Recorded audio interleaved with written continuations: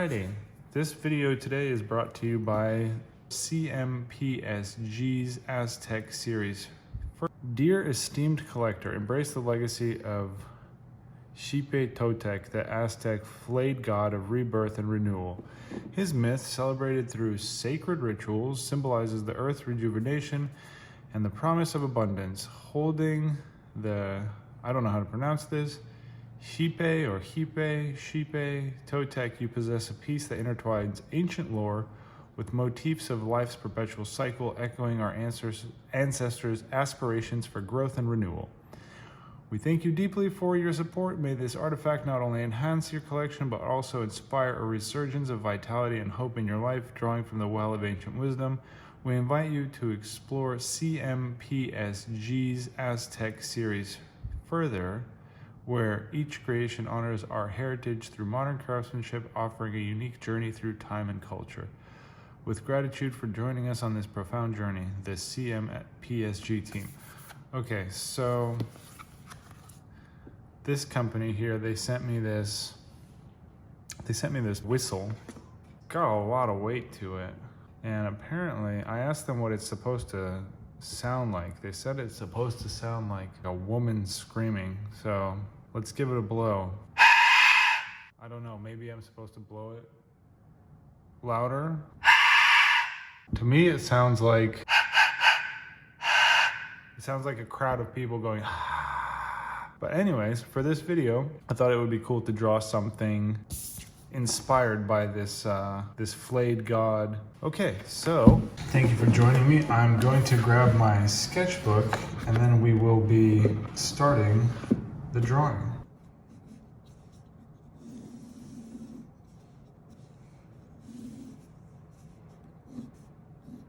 I like that it kind of looks like it has like a ceremonial headdress. And I like that it looks like an ancient artifact. I grew up on Indiana Jones and the Temple of Doom and, you know, the Last Crusade and whatever, the Ark of the Covenant and all those great movies. So I've always been fascinated by movies and anything to do with exploration of tombs and ancient civilizations. I'm obsessed with Atlantis, like the idea of Atlantis, that there may be an ancient civilization under the ocean, just with artifacts and just an entire, you know, just the idea of lost civilizations is very, very intriguing to me and very cool. I wish that I had studied harder in school and maybe became an archaeologist, because then I could have found stuff like this for real. I mean, obviously it's not going to be like Indiana Jones or whatever, but, you know, could have been, who knows. Speaking of Indiana Jones, I've been watching Xena, Warrior Princess, on and off, and they have this episode where it's like in you know, present times sort of, and it's like they go into like a lost tomb, and it's like all the characters who are in the regular show, such as Lucy Lawless and what's her name? Renee O'Connor, I think her name is, who plays Gabrielle. Everybody who's in the regular show is in this episode, but they play modern day characters that are not Gabrielle or Xena or whatever. And it's funny because they go into Xena's tomb, I think, and it's got like her chakrams in there. That's what they're called, right? Chakrams. And Lucy Lawless herself plays this kind of like naive, kind of goofy, like archaeologist lady. And I don't remember where I was going with that, but Xena is a really funny show, and I can't say that it's aged well. I don't think that it holds up. but I still really enjoy it. It's very fun to watch. But then again, I mean, any kind of like nostalgia, like I'm sure that kids who grew up with like shows like Ben 10 or, you know, things that I already was too old for, probably enjoy watching those shows because they bring back, you know, good memories. Just like for me, like Powerpuff Girls, Samurai Jack, Dragon Ball Z. I love all of those cartoons. I used to run home from the bus stop because I knew that if I could get there in time, I could get. I would be arriving just in time to watch Dragon Ball Z. Most of the time, I was not in time for the beginning of the episode, and I would turn on the TV and find the channel, and it would be like a few minutes in, or it would be like into the recap, or they would already be fighting or something, whatever. But yeah, I love cartoons. I love watching cartoons. Still love cartoons, and I love old cartoons. I like stuff that's not digitally animated. A lot of stuff these days is digitally animated, and I'm not saying that it's bad. It's just not as interesting for me watching it, because as an artist, when I watch traditional animation, I like to, even when I was in high school and I would watch Dragon Ball Z, there were different groups of artists working on that show, and you could tell because each episode is slightly different. The characters are drawn slightly differently, and I remember that there was one or two artists that were my favorite because they would just draw the characters exactly how I liked them. And there was a couple artists that were just kind of lazy, and they made Vegeta look really stupid, and anytime it was one of their episodes, I didn't care as much. I wasn't as invested. But when it was my favorite artist, everything was just so tight, so crisp. Like all the muscles were sick, all the characters looked so good. I was just happy just to watch it. Sometimes, you know, wouldn't even be paying attention to the dialogue. I would just be watching just like the animation. And it's really super interesting for me to watch old school animation because I always look for flaws, like just different little things that will maybe other people don't notice. Like every now and again they'll forget to color in something, or they'll color in the wrong thing a different color. This happens quite a bit on King of the Hill. I only noticed this because I've rewatched King of the Hill multiple times now. King of the Hill is one of my favorite cartoon shows, which is funny because when I was a kid, King of the Hill was on TV, but I never had an interest in watching it. I always wanted to watch The Simpsons or Family Guy because I was and am a pleb. But now that I've grown older, I realized that King of the Hill is probably one of the funniest animated shows I've ever watched. And I can watch the first few seasons like on repeat, no problem. The last seasons I do not like. I think they really fall off, and yeah, anyway, doesn't matter. I love animation. And with digital animation, like stuff like, you know, Disney, Pixar kind of stuff, it's entertaining, sure, but for me, it's not as interesting. I feel like I'm watching more of like a manufactured product rather than a work of art. And I know that it still is a work of art because a lot of talented people worked on those movies, a lot of talented animators, and behind the scenes, I know that a lot of the techniques are still very similar in digital and traditional animation.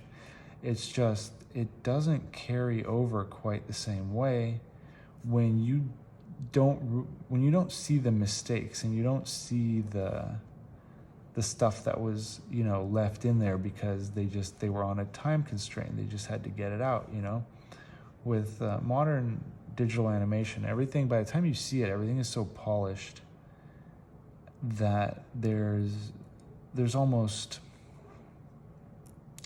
no mistakes ever.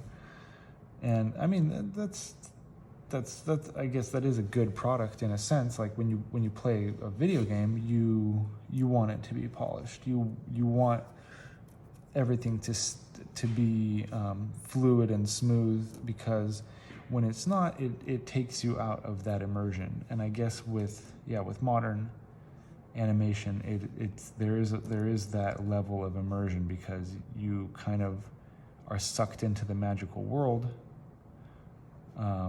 But yeah, for me, past like a purely entertainment value, like the artistic value of digital animation, for me personally, it's just not as high as, say, the like traditional animation.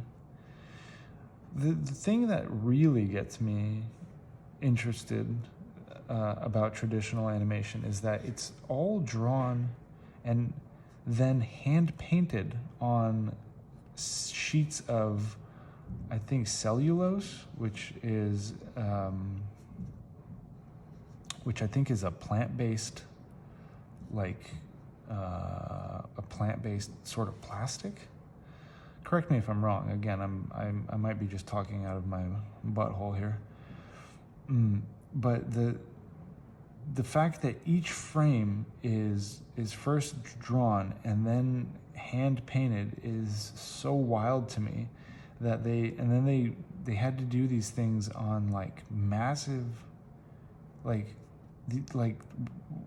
with commercials taken out, episodes of animated shows are like 20 minutes, I think, because they would take up like a half-hour segment on the air.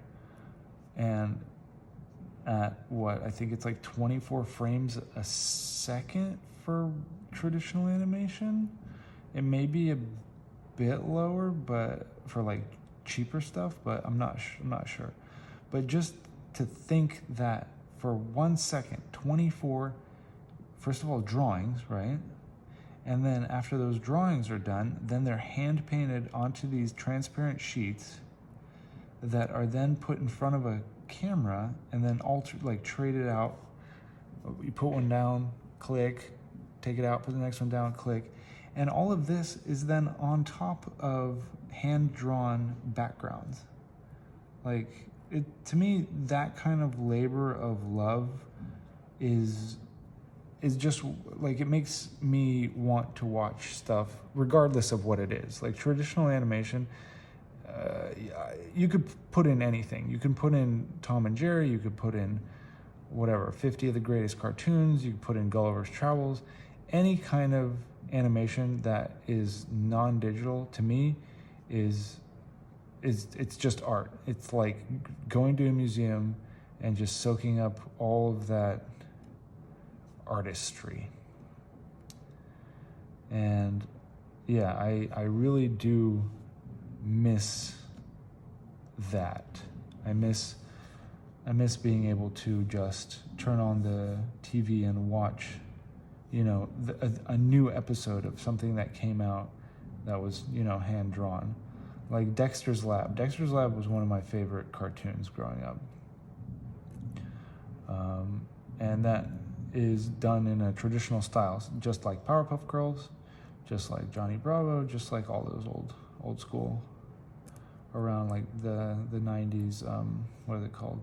Cartoon Network shows. And even before that, like the Thundercats, the He-Mans, all of those shows, I didn't really grow up with those per se. They were a little bit before my time, but I did watch some of them on Boomerang.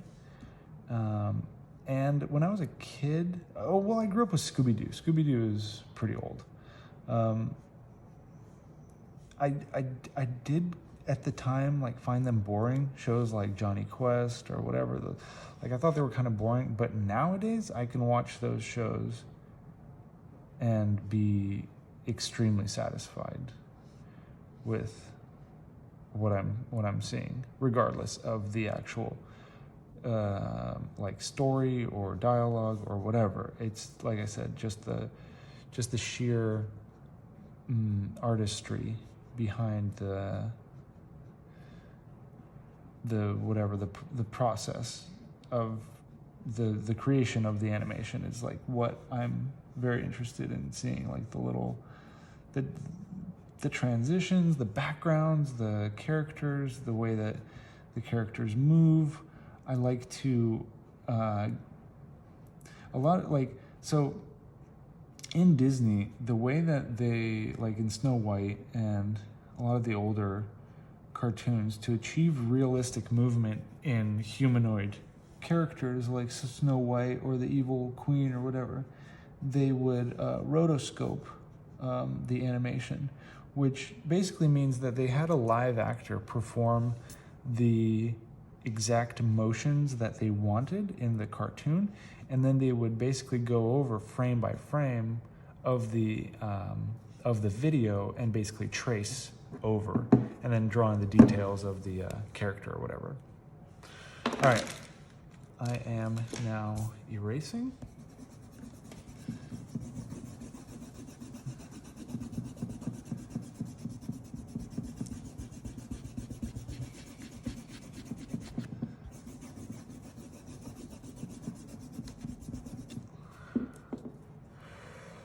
Rotoscoping is a very cool way of animating, actually. I've done it myself. I don't know if any of you remember, I made an animation.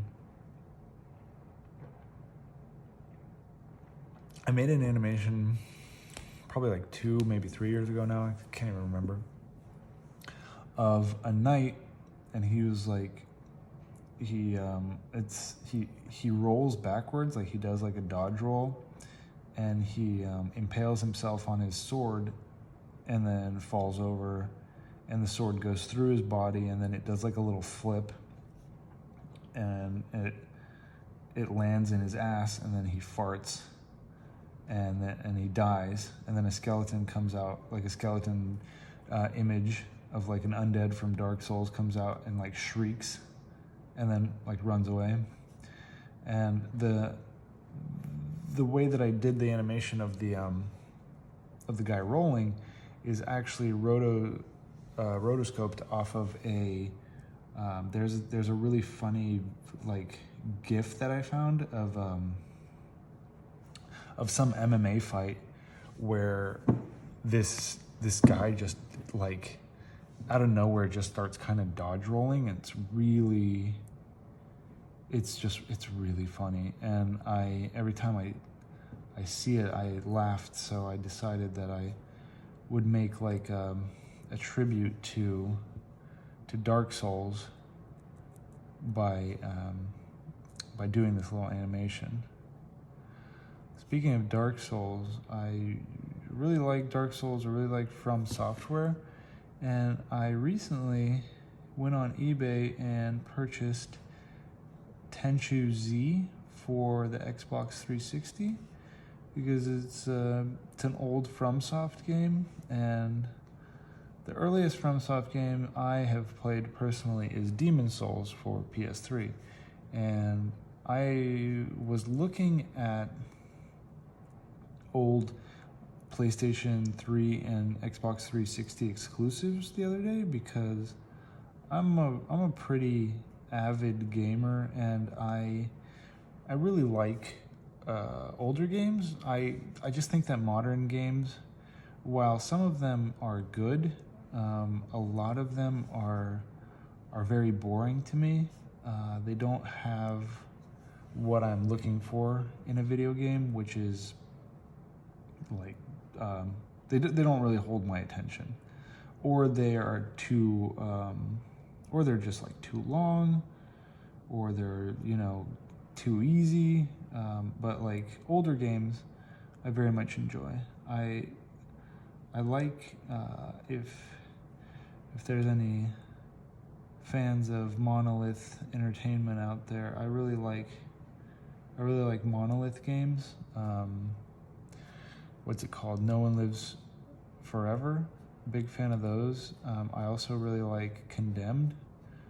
I just beat Condemned Criminal Origins, like, I don't know, maybe it was like a couple months ago. I started playing that game, I think, like 3 or 4 times throughout my life, and I've always just been like too scared to play it all the way through. This was before I like started playing like Resident Evil games. But basically, after I played Resident Evil, was it 7?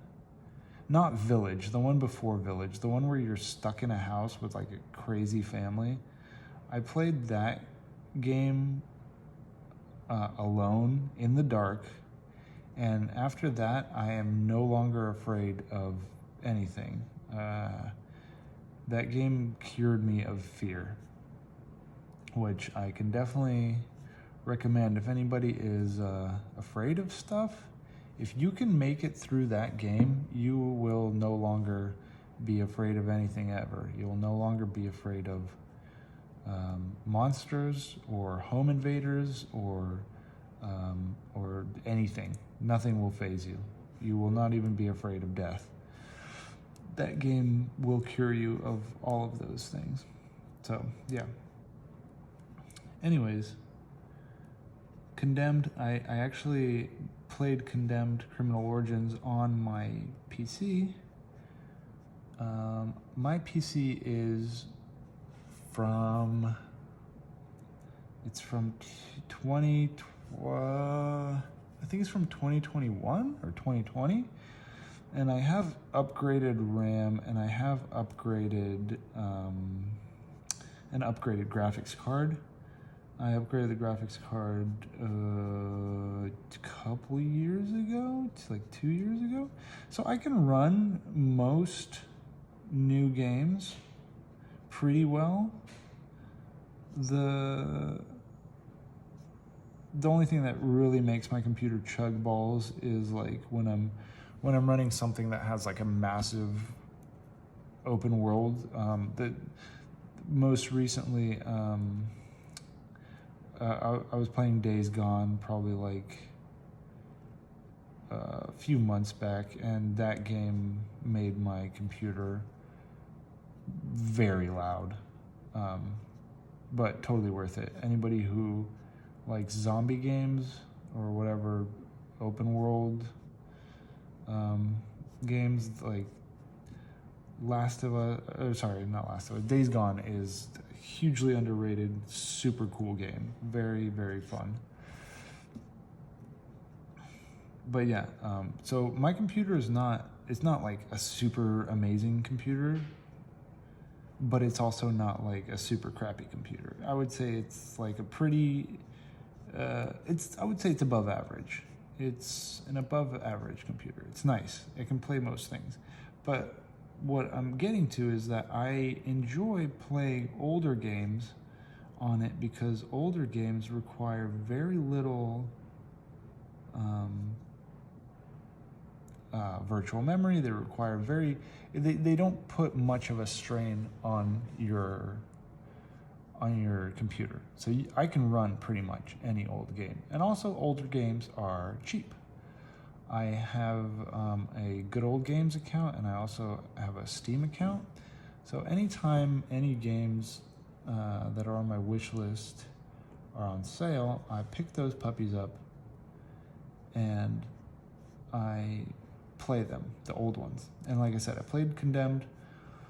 I think I have it on Steam, but unfortunately, they do not have the sequel on PC. I don't know if it ever made it to PC, to be honest. And so I bought it on Xbox 360 a little while ago, and it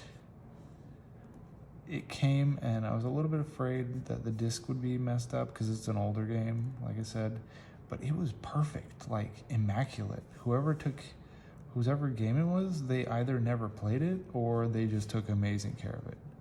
And I was a little worried because it shipped in just like a jewel case. And yeah, it was perfect. Shout out to whoever sold that to me. I appreciate it. And so yeah, I like old games. I'm definitely looking forward to playing that. But as I talk up old games so much, I am actually currently playing Zelda Tears of the Kingdom, the one where you build stuff. And I played Breath of the Wild, and Breath of the Wild is cool, and Tears of the Kingdom is cool.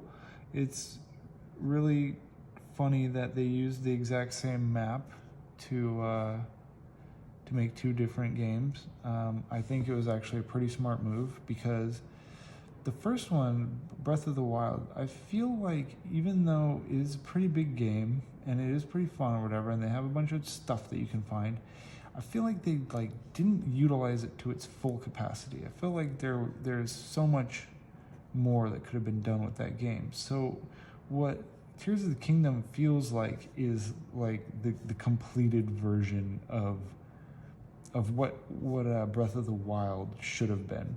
And I know there's people out there going to say like, yeah, Breath of the Wild, perfect game, whatever. And in many ways, it is a very good game. I wouldn't say it's perfect, but it kind of melded that Skyrim style of gameplay where you can just turn it on, walk in any direction, and still have a good time. Like that kind of game is very desirable to a lot of people who just want to relax, myself included. So yeah, I'm currently playing that because Switch is very easy to play, and you can play it laying down, and it doesn't judge you for falling asleep while playing it, which is nice. And that happens to me very often because I'm a very tired boy, because I have a little girl, and I also work 3 jobs amongst still trying to do art stuff. All right, so this is the Aztec whistle. I think it's an Aztec whistle. Yes, Aztec death whistle. This is the Aztec death whistle. And thank you so much for sending me this. And there's a link in the description if you want to pick one up. I think they're very cool. I'm gonna put it on my shelf next to all my occult literature. And I'm just gonna sign it here real quick. And let's see, 24 for the year. And cool. Yep. Thank you for watching, and thank you for the whistle. It is awesome. How interesting. I'm learning so much.